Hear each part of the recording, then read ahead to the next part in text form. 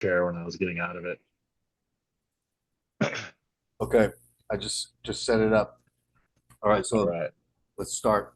All right, welcome to another episode of the Steroids Bodybuilding Podcast. Today I got my friend Dawson Weiss here.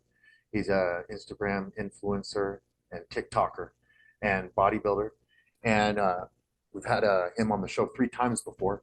So I wanted to first ask, how's your bodybuilding going, and what cycle are you doing right now? So bodybuilding right now is the best it's ever been for me. Everything's been very smooth compared to how I used to do things in the past. It was a lot more reckless and there wasn't really any routine with it. It was just kind of kitchen sink approach. Not really taking it as seriously, not utilizing my diet to the best of its abilities. My training, I kind of just, you know, oh, I have good genetics. It doesn't matter. That was kind of my past, like kind of how I did things, which is totally the wrong way to do it. But now, keeping the diet in check, the training in check, falling in love with the bodybuilder lifestyle routine has definitely helped like tremendously. So in Uh, that regards, it's been great. what foods are you eating? It's been a lot of 99 one ground turkey and lean ground bison. Okay, so super lean meats. Super lean meats every day, uh, at least 2 pounds minimum around there. And instead of rice, I do pasta. I do gluten-free pasta, Okay, and the macros are about the same, if not a little bit better. yeah, So it works for me. And then I do a lot of no sugar ketchup.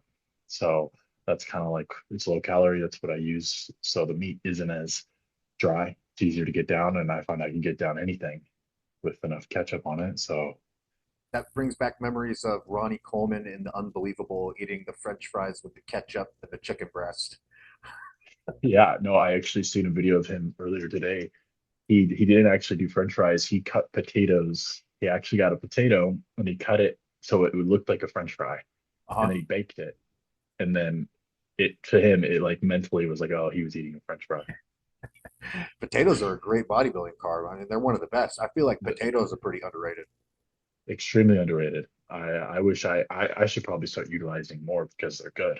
They're tasty, and it's a lot more appealing than white rice Yeah, or. yeah.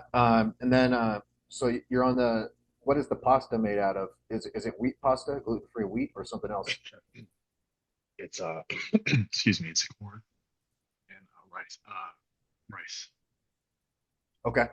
Uh, yeah, and then are you doing anything like are you using protein supplements or drinking milk, or are you doing anything in addition to that? So yeah, I am doing about 1 to 2 protein shakes a day. So like 2 scoops Uh-huh. of just protein, water, and a banana. I'll typically would do that after my first meal, about an hour or two later, and then I'll have another one after my last meal, about an hour or so later. That's like probably usually the last thing I have before I go to bed. Okay.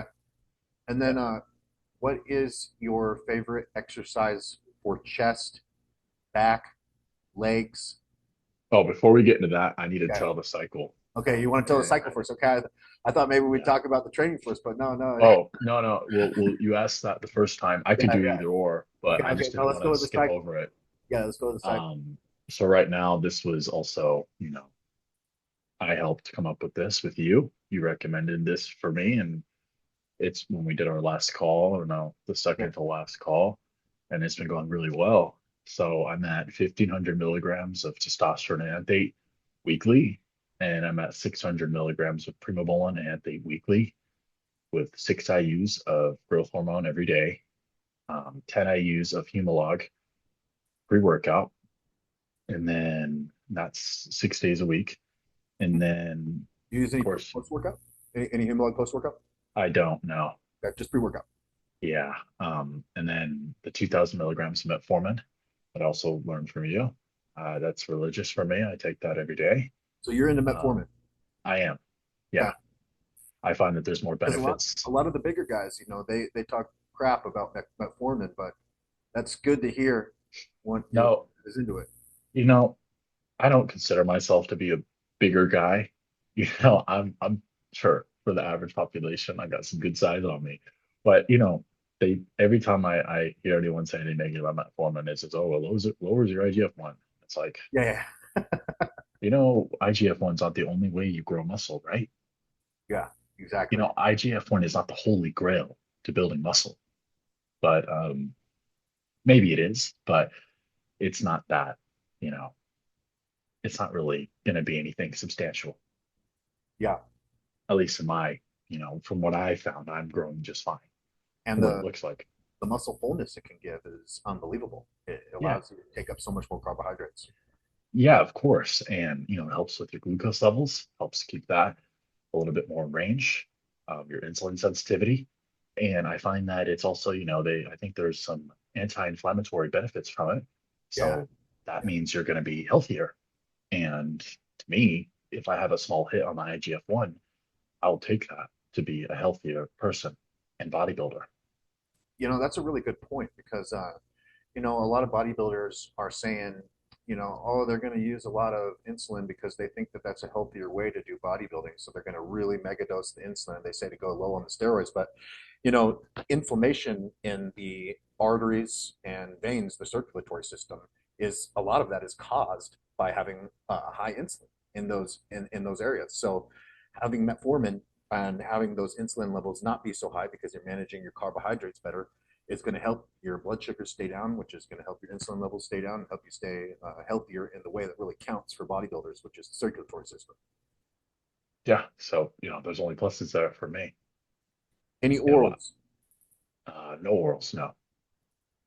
any fat burners, Yes, we have Retatrutide, of course, which is, GLP-1, very popular. appetite control agent, People are having very extreme effective. results on that. I give it a 10 out of 10. It's given me that extra mental push that I needed for control in terms of my diet, that I had a pretty good grasp on, but I would lose myself, with to hunger since I have a pretty massive appetite, Mm-hmm. pretty big appetite. So I would kind of just mess up on the weekends or whatever. And that's helped me be a lot more controlled.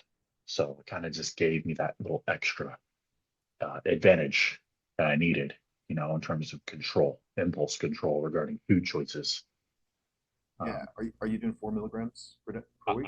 I've been at 5.6 for the past week or two. Okay. 5.6. I upped it because I find that since I'm about 8%, 9% body fat now, I'm struggling with late night cravings. So I'll wake up at like 3 a.m. and I'll instantly go to my cupboard and like snack on sweets. Man, that is such a thing, huh? Like waking up, Yeah. staying asleep, going to sleep, and staying asleep is the hardest part of dieting. Every single night I wake up, take a piss, and I instantly go to the cupboard. I will not think about it. I will instantly start eating. And during the day, my control is amazing. During night, it's like I have almost zero willpower. My Yeah. brain just like my lizard brain just starts activating, and it's like it's a real challenge. Like I'm gonna start implementing brushing my teeth because it's that bad. It's turning into a routine, and I don't like that. So that's why I upped it, and hopefully it helps with that. You know, because it's And- not really doing anything negative to me yet, but I don't want to make that a routine. yeah. Yeah. And then clenbuterol. Yes, I just threw that in. With And your this is the first advice, time using it, right? yeah, ever about a weekend, 20 micrograms daily. Um, it's been great. I've noticed a pretty strong effect already from it. That's sweet because 20 micrograms is a very low dose. You know, that's just all I needed. I didn't really need a big dose of anything or a huge like change. I just needed a little extra, kick. And I find that it's given me that. Yeah, you were saying it gives you a little bit of extra energy Yeah. and makes you kind of feel more on. Uh, Yeah. you used to take Adderall too, right? I think, but you stopped that. Yeah. I was prescribed that for my ADHD. Yeah. Okay. So Yeah. that's cool. That maybe clenbuterol can kind of help you. No, I do feel a positive change in that regard for my energy levels because for a while it was getting kind of hard, Uh-huh. like energy wise, like mentally. I was like shut off. Like I didn't want to make much content or during the day. I was just wanted to kind of sit around. Now I'm more willing to do stuff or engage with people socially, you know. And is that because of being at a low body fat. Yeah. Okay. I kind of just get to the point where I don't really want to talk to people. I don't want to do anything. I just want to like get my meals in and then sit down, play some games or something, and then, train. Yeah. So speaking of that, uh, we had a question uh, about do you have intentions? Is from T. Sanders. He said, "Do you have intentions to go pro? Do you have intentions to become an IFBB Pro Bodybuilder?" Yes. Yes, I do. Okay. And so are you dieting for a competition right now? No. Right now, what I'm doing is I'm holding myself to a higher standard Hmm. and I want to maintain, not I want, I'm going to maintain this level of condition year round. Awesome. So around where I'm at now, or leaner, or maybe a little bit bigger, maybe a little bit higher in body fat or lower, just depends. Um, I want to maintain this condition like year round, kind of like similar to like how Jay Cutler was, where he said he always had abs, his labs, he always had like striated quads, no matter what. That's kind of the approach that I want to do with this. Yeah. Jay Cutler is a good bodybuilder to look up to. You look up to him a bit, right? I do. I would say he's the number one bodybuilder that I look up to right now, and just overall mindset and who I see the most, like online. Mhm. So he's the one I follow the most because his way he did things, in my opinion, was like the best way to go about it as a bodybuilder because he himself said he didn't have the greatest genetics. He just outworked everybody and was a lot more strict. And I find that there's no such thing as me being strict enough or working hard enough. So I really like that mindset. And I feel like I've been applying it to myself lately. That's cool. Yeah. Yeah. It sounds like you have a really clear vision of what you're doing, where you're at, and where you want to be going. And having that kind of vision be clear like that makes everything so much more streamlined and simple. No, yeah, it does. It takes a lot of stress off of me. And it makes it a lot more enjoyable because things become easier, not harder when you're in that mindset, it becomes easier. Takes the choosing whether you're going to choose to do this or that out of it, and you just have a Yeah. program to follow. It takes the stress off your mind where you're like, oh, what am I going to eat today? Am I going to eat this or that? Or am I going to stick to my diet or do this? And it takes that stress away. So it's like, it's a line drive. It keeps me very like routine. And I love routine. I like every day making progress. I want to see some kind of change or I want to see something, some progress being made some way or another. You know what I mean? That's what makes me feel good. And when I don't get that or don't see that, it kind of messes with me a little bit. Yeah, yeah, that's a bodybuilder's dream is to be getting consistent progress. Oh yeah. The thing that comes with usually with bodybuilding, progress comes in spurts, so that can be a bit frustrating. And if you can be 100% on program, yeah, the progress can go uh, very streamlined. You know what? It's crazy that you said the spurts because it's also like a long-term thing too. But it's like the spurts, like you're right. Like almost every day I see some kind of change in my body. Like every day I wake up, I weigh myself, I see a change. I look at the mirror when I wake up in the morning, my down lighting in my room, and I hit my certain poses. I see what's changing, how my abs look, how are my legs looking, how are my lats looking, how are my arms looking. So it's like every day I notice like something different. But it's like I love the fact that it's a long-term thing.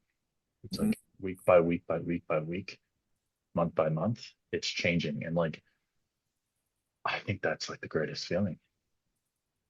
Yeah, yeah. Well, Yeah. you've come a long way, and you seem to get bigger without gaining fat, which is something a lot of people are going for. Uh, Yeah. what would you say is the number one factor that allows you to do that? Is it the growth hormone and metformin, or is it something else? It's the diet, dude. Okay. It is the diet. I mean, I'm not going to be like one of those guys and says it's not the steroids or it's not this or it's not that. But the number one thing that I've changed this past year is the diet. That's the only substantial change I've made.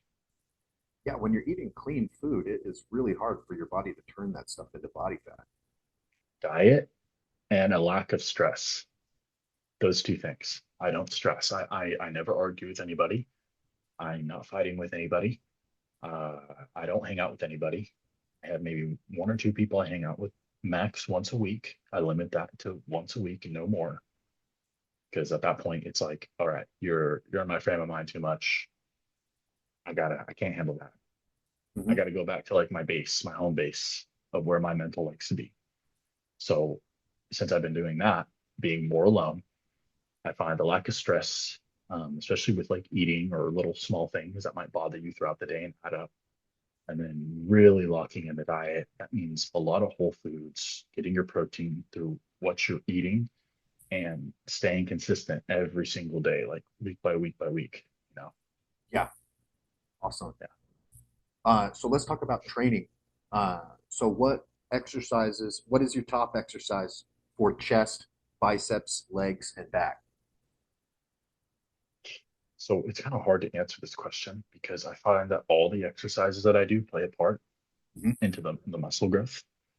But if I had to say my favorite chest exercise overall is going to be like dumbbell chest flies, seated or Yeah, laying so down, on a laying flat. down.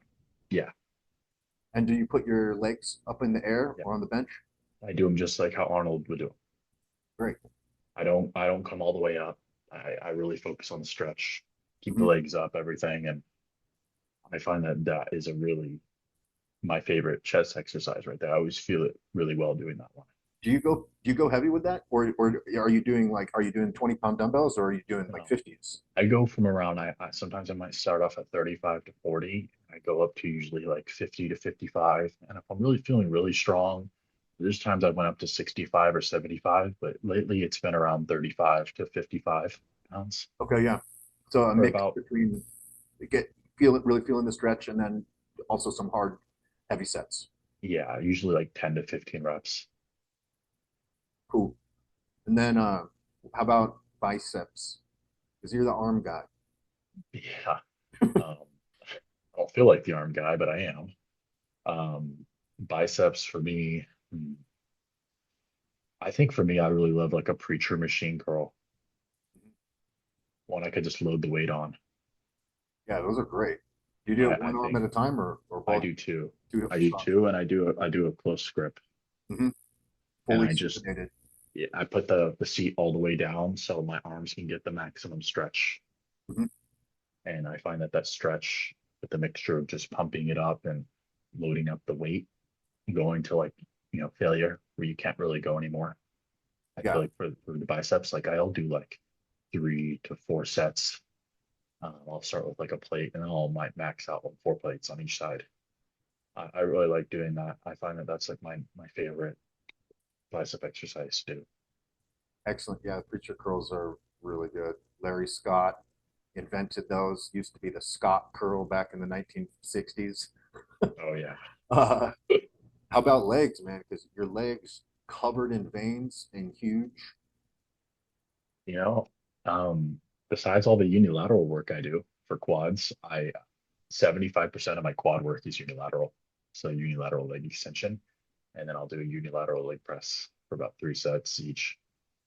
Besides that, the main like heavy driver for me is usually a hack squat, with a close Yeah, stance, low, feet placed low, and I'll do around 3 sets. And I'll only do about a plate to 3 plates. I'll start off on a plate, full range of motion. So I'm out, ass all the way down, all the way up, nice and slow, controlling the negative, slow as I can get it, right?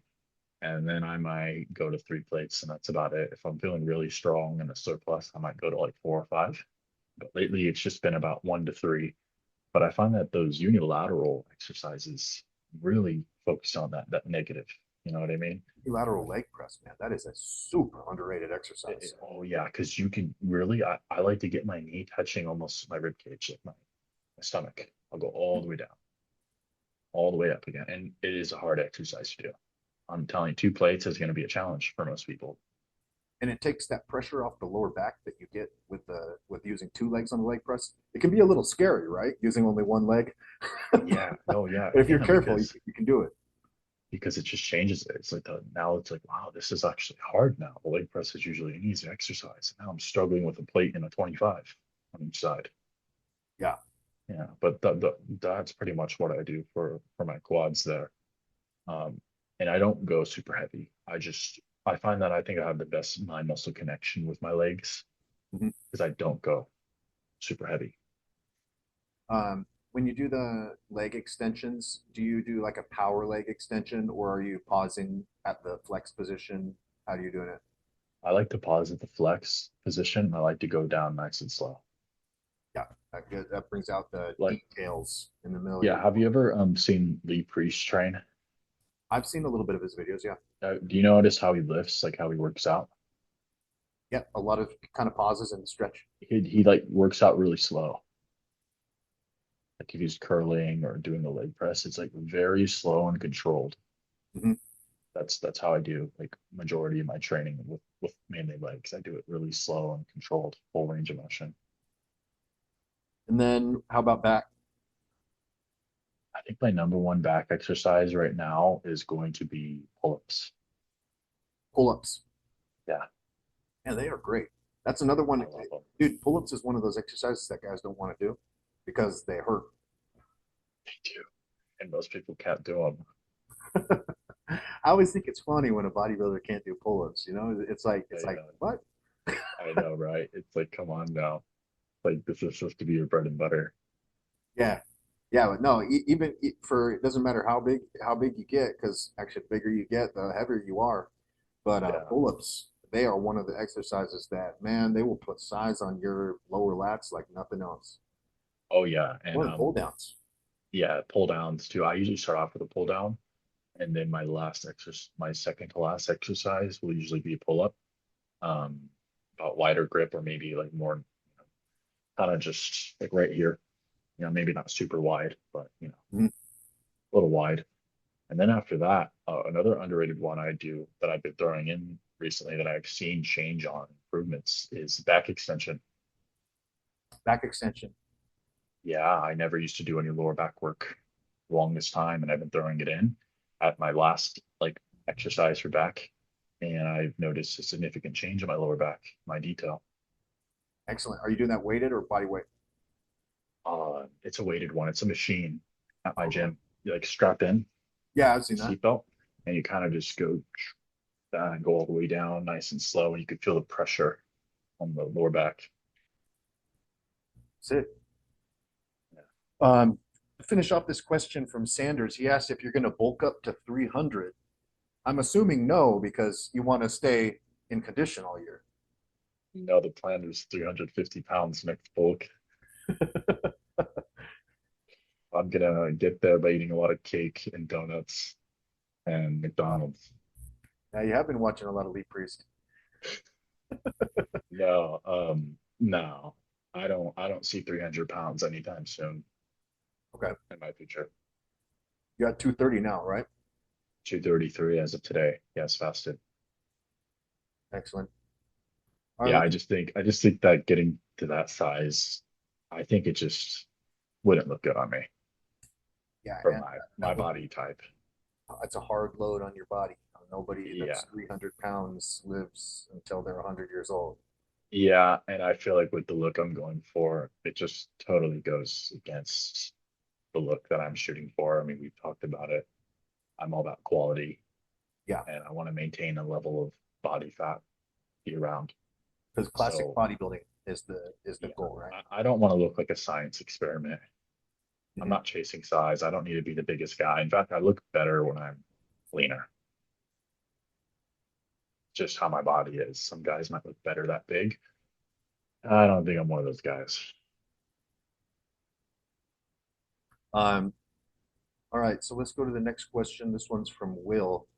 This kind of touches on you were talking about Retatrutide earlier. He says he listened to both of our previous podcasts we did together, and he asks with the new GLP-1 agonists such as Retatrutide or semaglutide, etc., is Tren, DNP, and Clenbuterol 2 now old technology specifically because of those GLP-1 agonists and their fat burning recomp effects? What do you think? No, I don't think they're old news. Yeah, I don't either. I don't think they're old news, but I will say I find that a lot of guys rely on Trenbolone to think that that's just automatically going to put them in a caloric deficit and drop body fat. Yeah, Um, they think 40 Tren is like pounds of the, body fat. yeah, they think it's the holy grail. So I see a lot of average looking dudes that just jump on Trenbolone and they think, oh, this shit's going to shut me up when I could eat my same cheeseburgers and fucking not even try regarding the diet, my fucking gas station food, and I'm just gonna get to 8% body fat. It's like that's no, it's not how it works. Yeah, maybe 10 to 15 pounds, and then that's about it.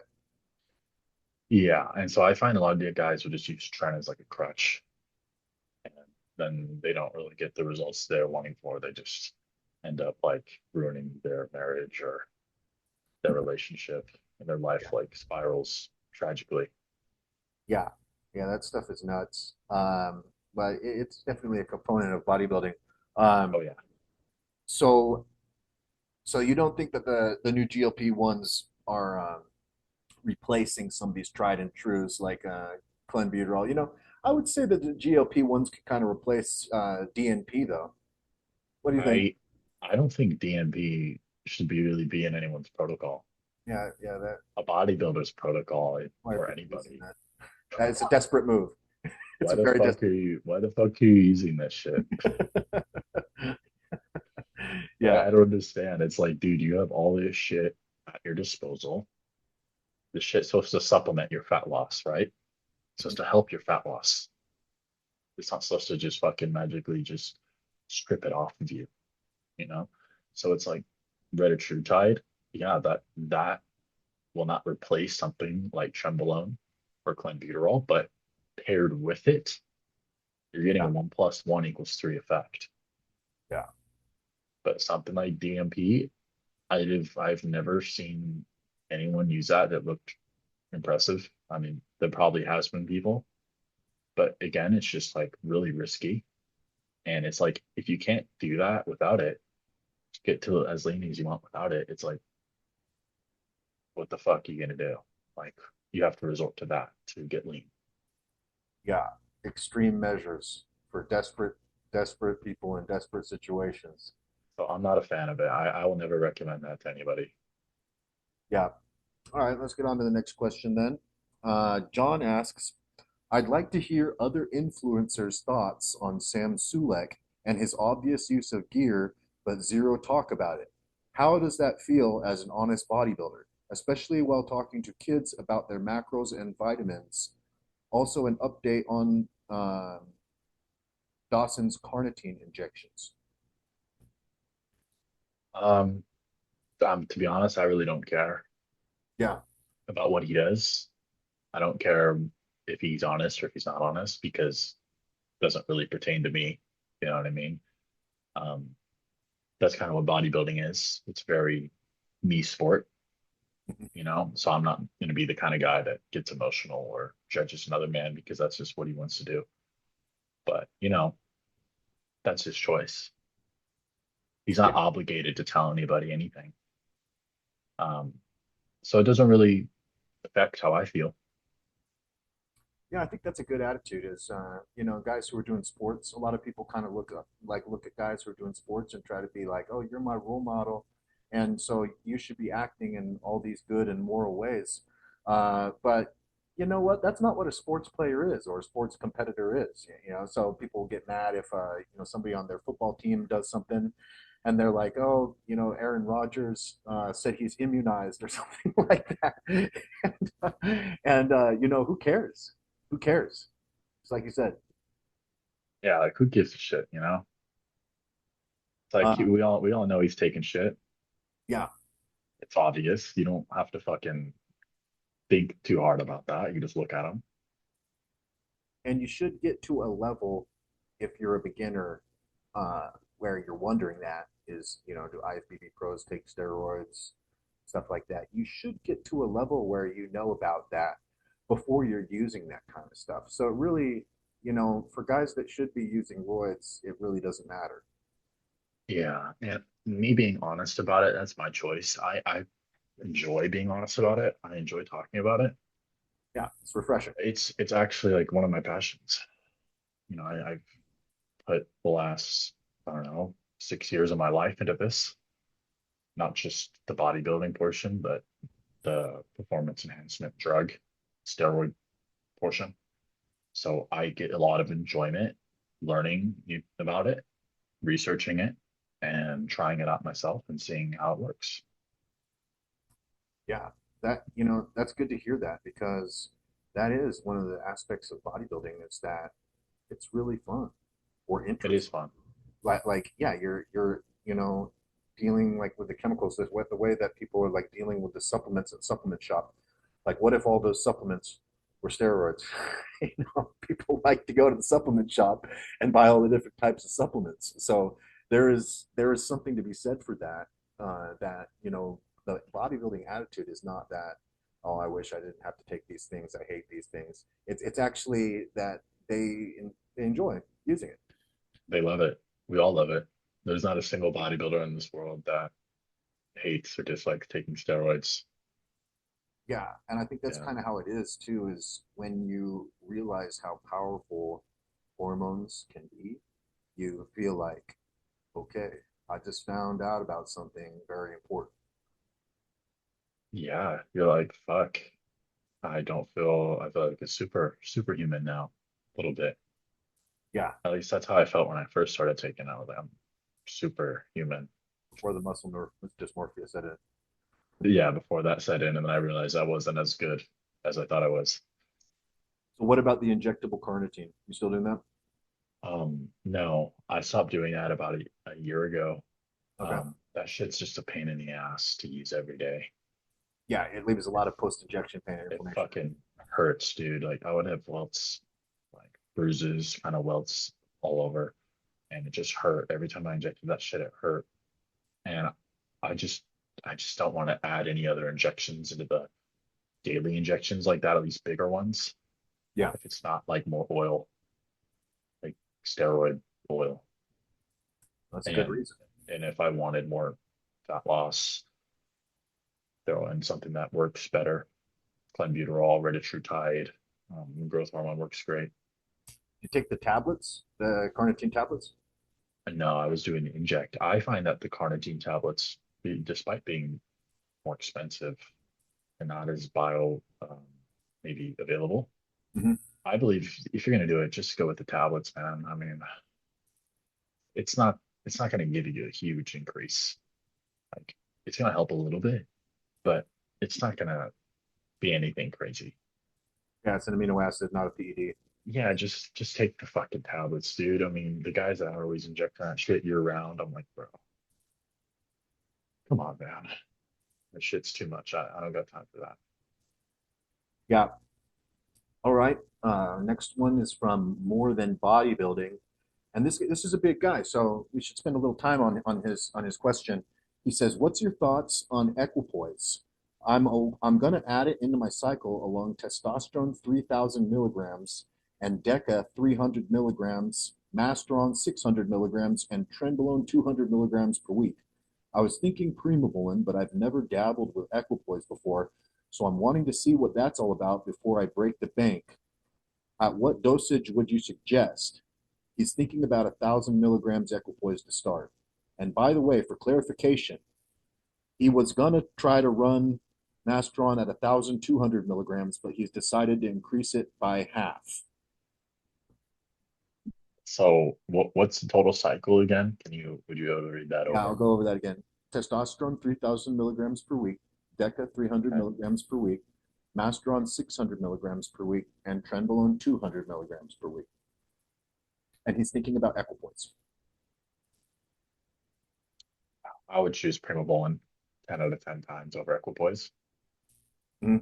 personally. It's a lot cleaner, a lot less side effects, gives a better look. And I'd argue it will build more muscle. Yeah, I would agree with that. Yeah, I, Equipoise, I really I'm pretty not a good. fan of Equipoise. Um, have you experimented with it much? Oh yeah, and every time I've tried to run it, it's always fucked me up. In what way? Crash estrogen feels like I'm crashing my E2, but my E2 levels are actually kind of high. Hmm. Like my E2 would test at like 60, and I would have really bad joint pain and I'd be flat. Yeah, so that's always something you've struggled with is crashing E2, and you were having problems with that with Primobolan for a while. But I has was. has the high testosterone solved that issue for you? Yes. Yeah, about no lower than a 2.5 to 1 ratio. That's the lowest I could run a test to Primo ratio right there. Hmm. I think for a bulking scenario, 3 to 1 would probably be the best. But I feel like for cutting, 2.5 to 1 is pretty good. Yeah, yeah. It doesn't have to be so much for cutting, just enough to put a little force field around the muscle. I find that for the 2.5 to 1 ratio, E2 sits around mid 20s. Good. So it gives a drier look, you know. Yeah, and And for, Primobolan is a decent fat burner for you too, right? oh, yeah. Oh, yeah. It's really good. It just gives me the best look out of any steroid I've ever used, like at least injectable. Yeah, I would agree with that. It gives a look that the general population appreciate. Very aesthetic, very clean, very attractive look. It's a look that a man and a woman could look at you and be like, wow, that's looks really good. Like Yeah. that, you know what I mean? They're not gonna be like, what the fuck? Yeah. Uh, Um, all right. So we'll go over that. Okay, this one is from another another very big man. It's from IFBB Pro Austin, who asks, dive into the world of peptides and ask Dawson his favorites and what he likes to stack with them. all right, so we already know my favorite is Retatrutide by far. Mhm. I give that a 10 out of 10 as a peptide injectable. 10 out of 10. So the It's great. GLP-1 agonists, you are a big fan, and Retatrutide. I'm the same as you. Everyone that I have watched use the GLP-1 agonist has had success, and I've been watching them now for about 2 years since they came out, seeing what they do for people, and they have been like revolutionary. And this new one, Retatrutide, that you're using, seems to be like the trend of these GLP-1 agonists. Yeah, it's the only fat burner. It's actually a fat burner versus semaglutide and tirzepatide. Actually So burns fat while it's in your body. So tell me like exactly what it does for you. Tell me like all the benefits it gives you. It essentially, helps burn fat, keeps me leaner. So even if I do a cheat meal, or if I am on point, it's like I'm getting benefits both ways since I'm burning more fat versus without it. And I'm not gaining as much fat or any fat if I, decide to indulge a little bit. Hmm. But the main benefit I've noticed from it is the appetite impulse control. So I didn't say appetite suppressant, appetite control Yeah. regarding impulse control. So I simply make better food choices. I have more control over what I want to eat. So I don't have that, you know, that hard like ability where, without it, I would kind of succumb to like sweets or fast food, especially in a dieting phase when you're getting, close to that single digits. I would just like, man, I would just lose myself and kind of start binging a little bit. It was just really hard to control that. And I didn't have that as much self-control.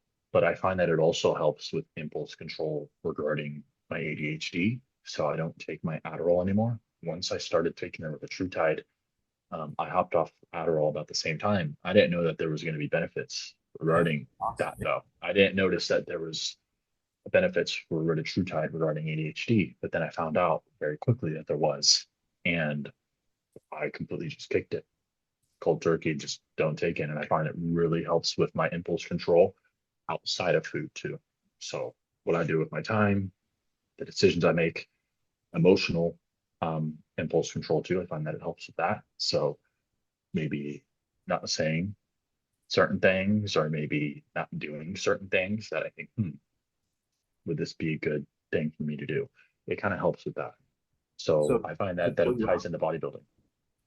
Does it chill you out of it? Yeah. Okay. Yeah, it just makes me kind of like I said, it just kind of gives me more control.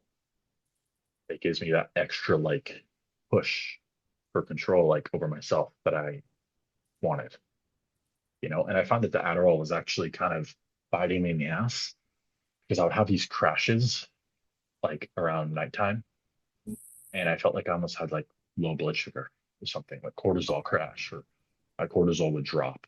And usually, with lowered cortisol, you might crave sweets or like junk food. Yeah, and coming off of a stimulant and having that low energy can feel like I need food because I need energy when it's not a food issue. I know that feeling. Yeah, and I would have trouble controlling like sweets or processed food coming off Adderall. So even though it might have some appetite suppression, I could eat 3,000 calories in one meal off Adderall. I could do it on Retatrutide too. I could go to In and Out, take down 4 double doubles if I wanted to. Yeah, the impression I'm getting from what you're saying with retatrutide is that it's not really making you unable to eat, but it's just helping you, like you said, have the impulse control to make better choices. It's making you not feel like you have to eat and it's taking over. Exactly. Yeah, and it helps me stick to the bodybuilder diet too. So like the bodybuilder, the simple ground turkey, ground bison, maybe banana, maybe some strawberries, protein shake, dextrose, oh no, carbolene, pre and intro. That's it Mhm. every day. Same foods. Go to the grocery store. I'm going straight to the ground turkey, ground bison. I'm not looking at anything else. Man, that works so good with bodybuilding. When your body has a routine like that and it knows what to expect, what times to expect it, what foods it's going to get, that is when I things don't are firing on all cylinders. I don't get tired of it. I could eat ground turkey every single day of my life, ground bison every single day. It's like the more I eat it, the more I crave it. Especially the bison, the red meats are awesome. Yeah, it's the ground. I like bison better than ground beef. Um, is there any negatives to the retatrutide? Do you get any side effects?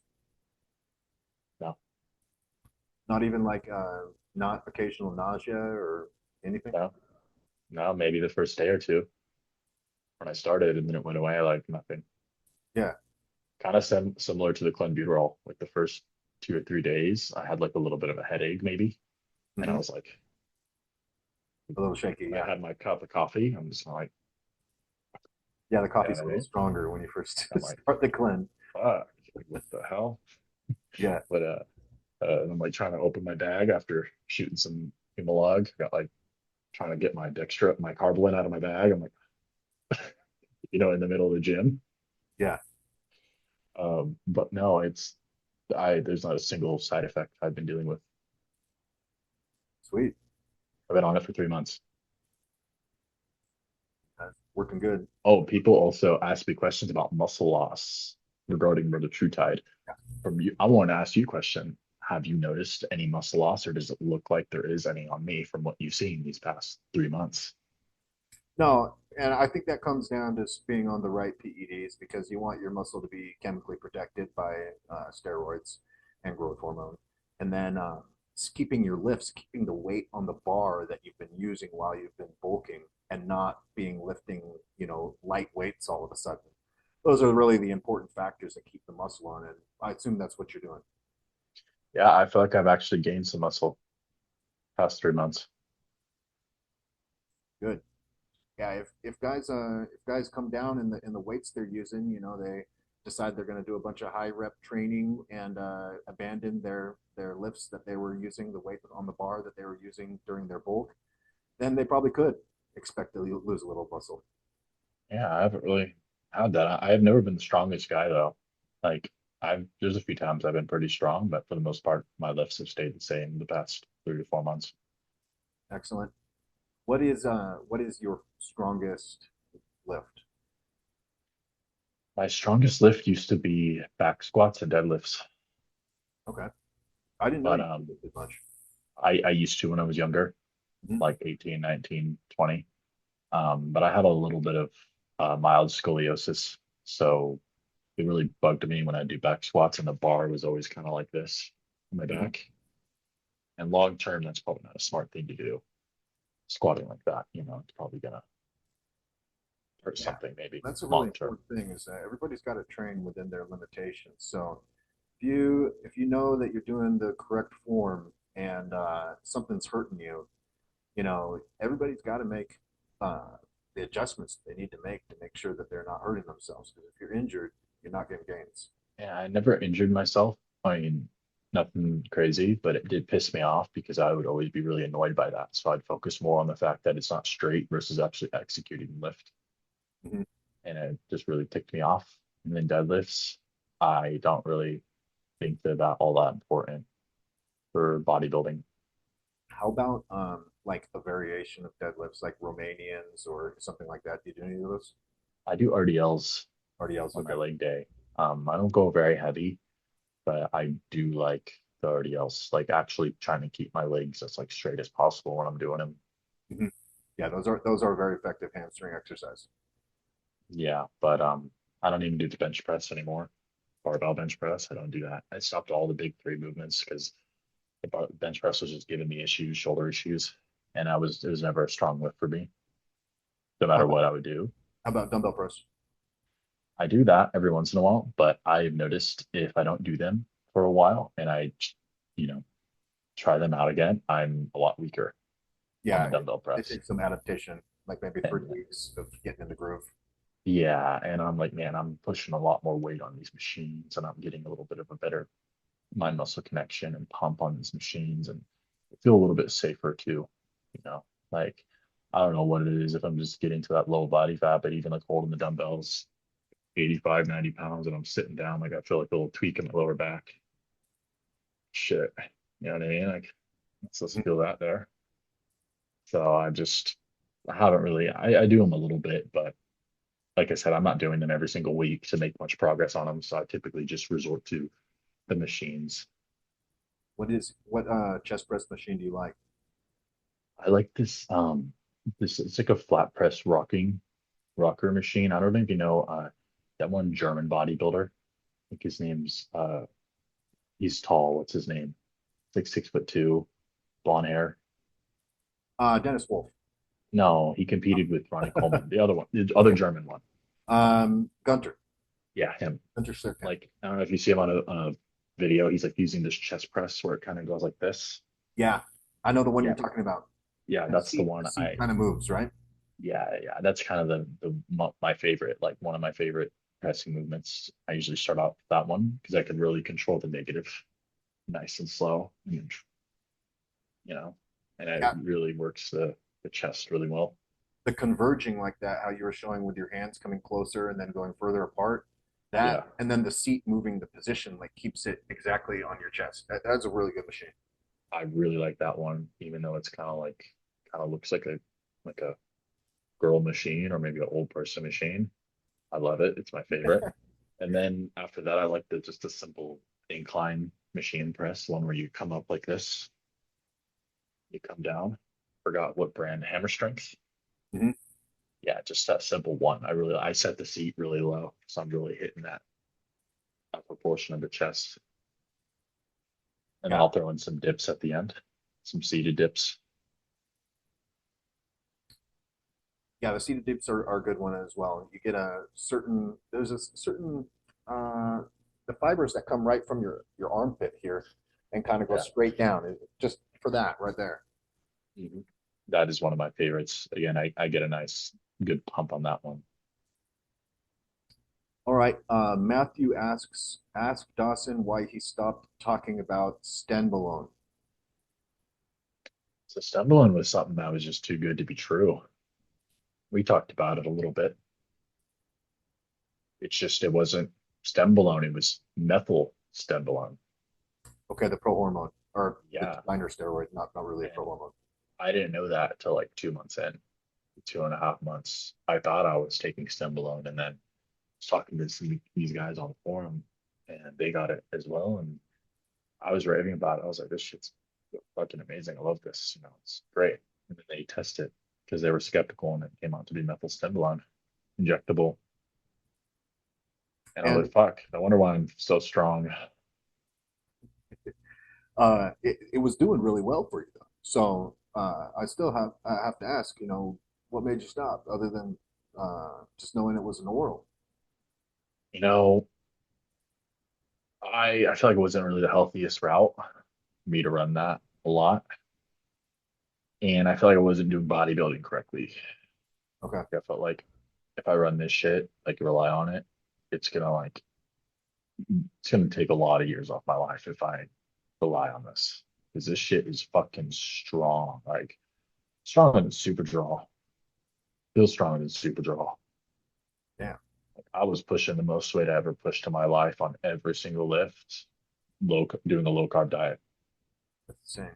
while doing 45 to 60 minutes of cardio, incline cardio every single day, sometimes twice a day. So maybe you'll keep that in your pocket for once a year or something, right? For your contest. Yeah, it trashed my cholesterol. It's the only thing it did. My cholesterol was the lowest it's ever been.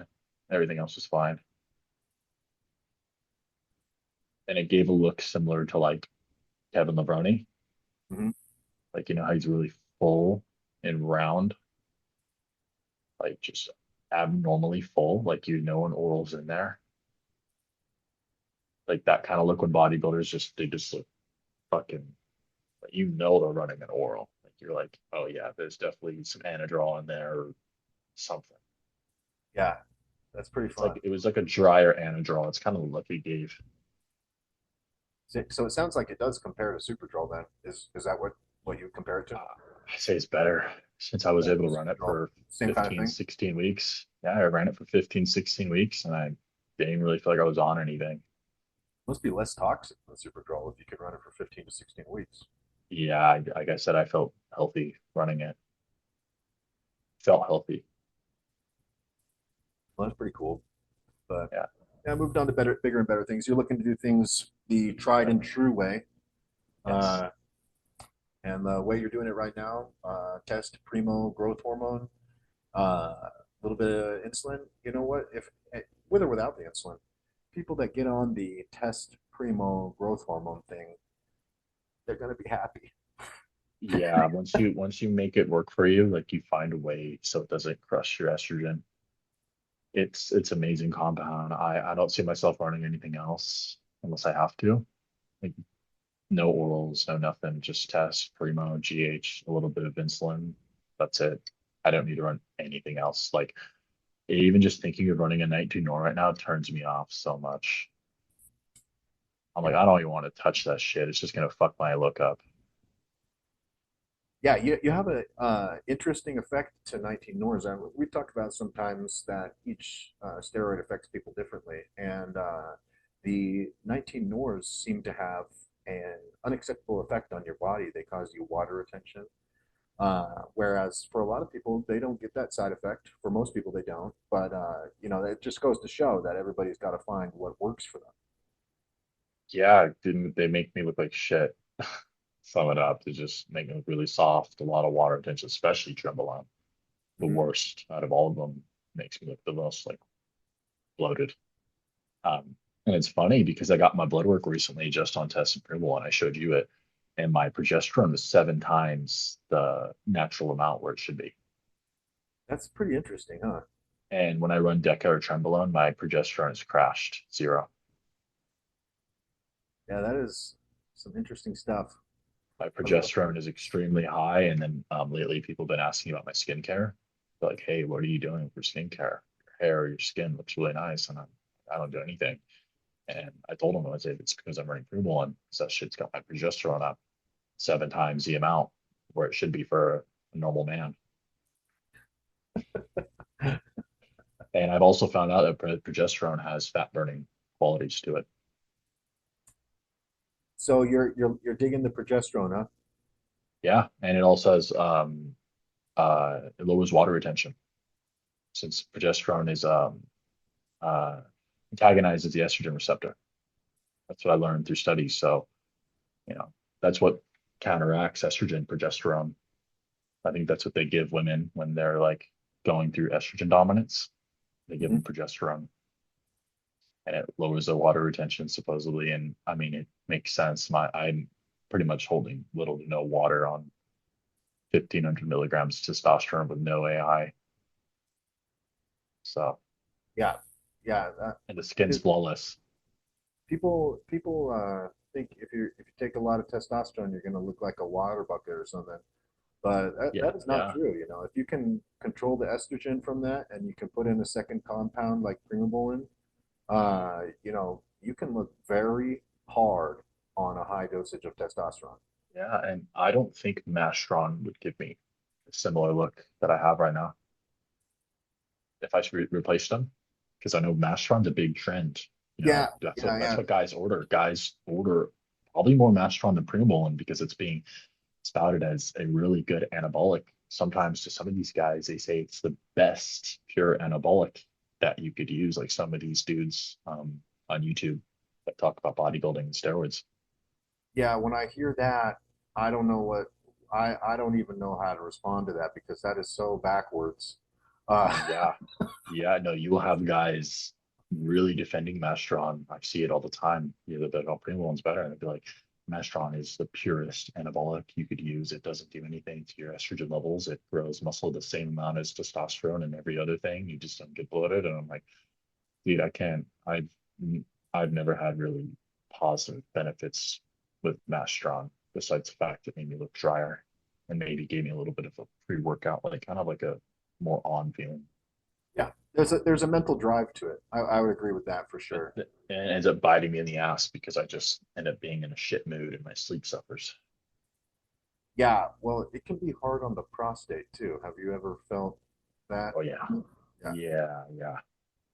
that's one When of I the ran it high yeah. in the past, when I ran it really high in the past, I was flat as a fucking steak. And I remember I'd try to piss in the gym bathroom, and it's like I could never out, empty all my piss out. So like I'd be like pulling up my pants and shit. I feel it like dripping down my fucking leg.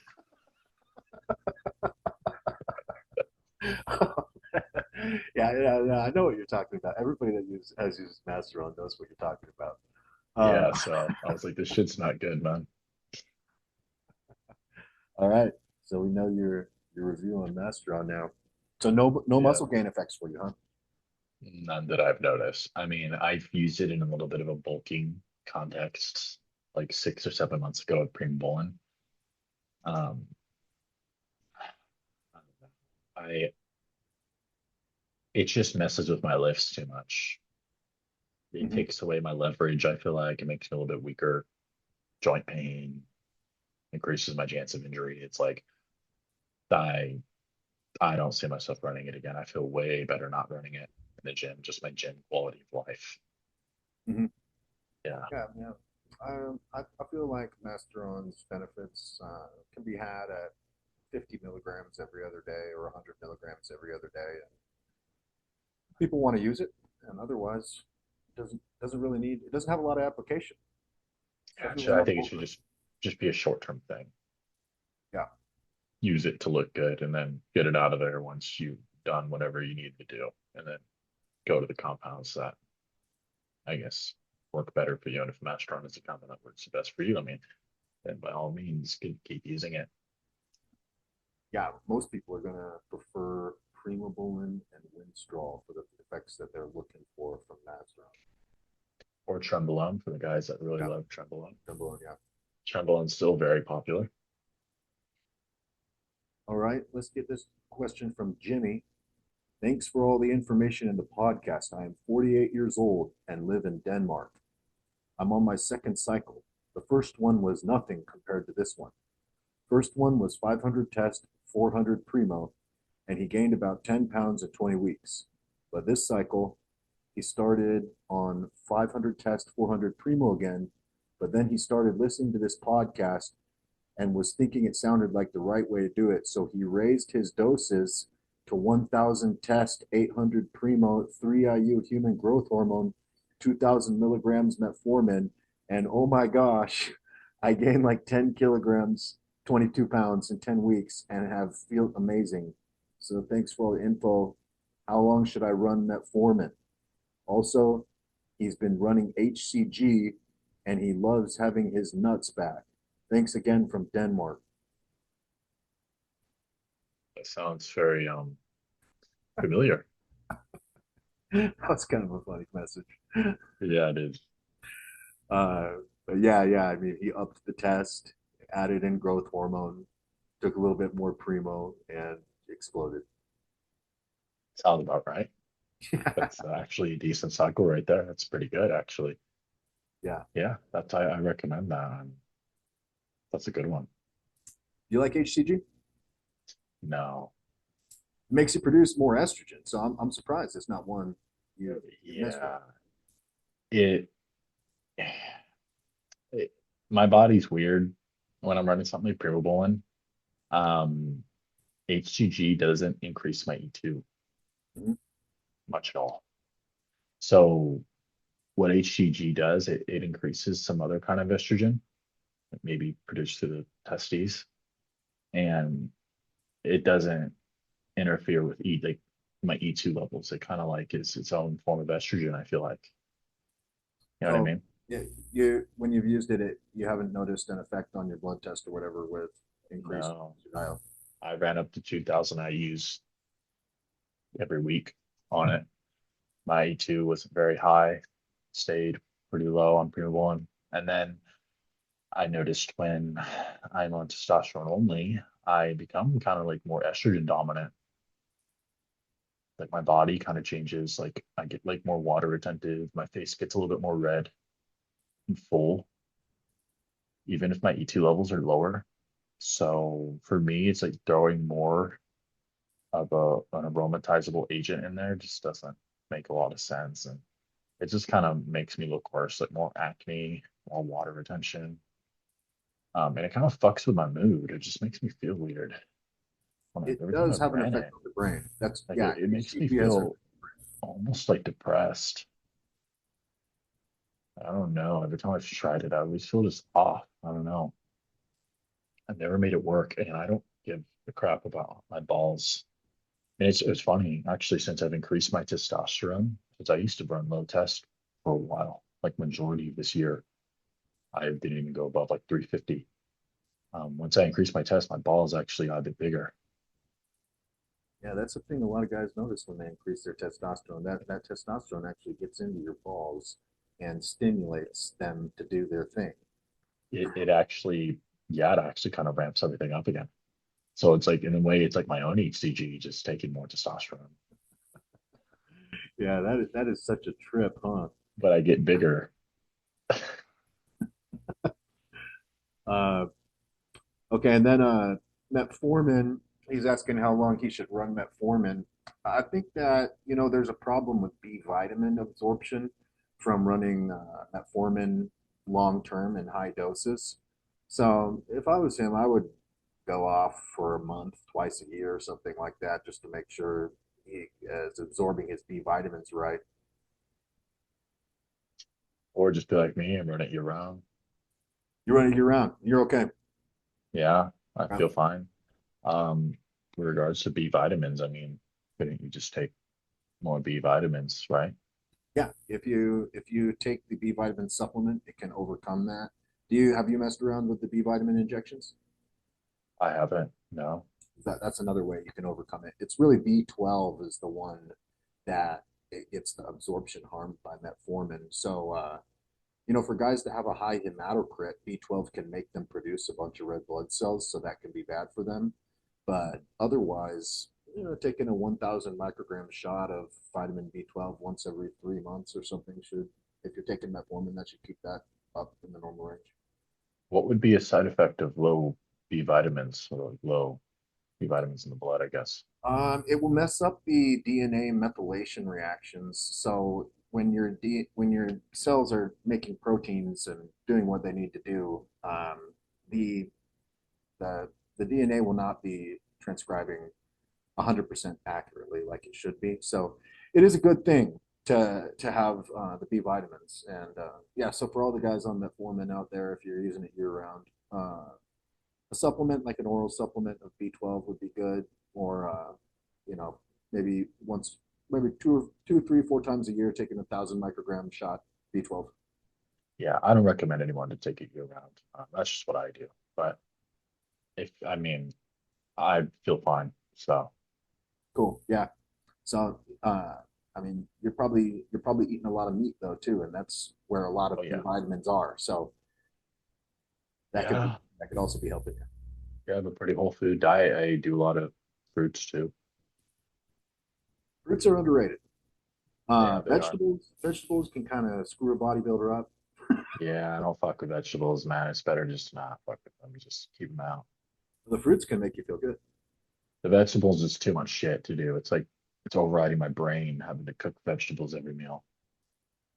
Yeah, and gut problems, gas. Yeah, yeah. Bodybuilders kind of have gut problems with For a anything they while, do. I was dealing with a lot of gut issues and digestion issues for a few months, and it sucked. It fucking sucked. I didn't want to be around anybody because I was eating my pasta, but I was doing whole grain, and it was Mm, fucking ripping me apart like for like 8 hours straight. too much fiber for your stomach bacteria and intestine Yeah, bacteria to digest and make even gas. even oatmeal. I can't do oatmeal anymore. Okay. Yeah. One packet of oatmeal will fuck my digestion up for like a day and a half. Like anything that comes in my body after that, I'm gonna have issues with gas. It's like you got to have a low fiber diet. A lot of Yeah, bodybuilders are like that. unless there's the fruit, fiber in fruit doesn't. There's actually a lot of fiber in fruit that doesn't mess with me. Yeah, there seems to be a thing with the fruit. I think it's because of all the antioxidants in it, but that stuff has a good effect on mood and just overall well-being. I I believe it's because fruit contains mainly soluble fiber. Maybe there's two different types. I'm not sure, but I find that I could eat 3 or 4 bananas, a couple handfuls of strawberries, raspberries. I'm smooth sailing. Yeah, those are good bodybuilding foods. And Yeah. guys get cramps too. Bodybuilders get cramps, so eating the bananas is a good one. I'm Uh, lucky. I haven't had any cramps since starting the Clenbuterol. Nothing. yeah, I've been surprised at that. Yeah, You, nothing, man. you eat a lot of salt?